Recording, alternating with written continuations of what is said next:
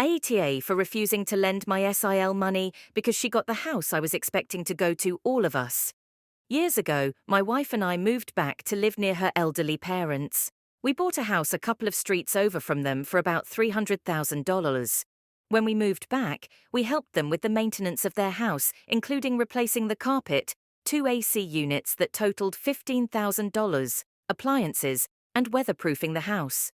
In all, we spent about $75,000 to make their house more comfortable in their remaining years, with the understanding that once they pass, the house will be sold so that we get our money back, then split the rest of the money evenly between the siblings.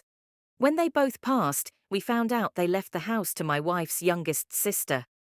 The parents wrote a letter explaining to the siblings that the parents wanted to make sure that sister have a house because she would never be able to buy a house without their help.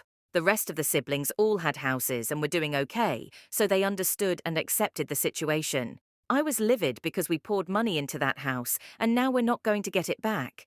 My wife and I argued for weeks until I realized I had to accept the money as gone, or else my marriage would be ruined.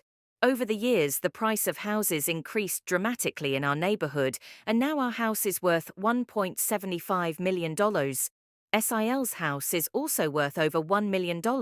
And her property tax is over $30,000, which she struggled paying every year.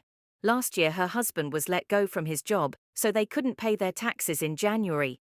By February they received a letter stating they were considered delinquent, and now they owe a 6% penalty fee and 1% interest, in addition to the tax.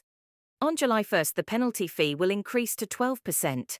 The problem is that all of the siblings had financial difficulties last year, so none of them could loan her money as they did in previous years. However, we're doing okay, so my wife asked me the other day if we could loan her sister the money. I said we poured enough of our own money into that pit and refused her request. Our arguments have gotten to the point we're both shouting at each other. I know I can be petty, but I think I'm justified to not loan over $30,000 to a person who stole $75,000 from us.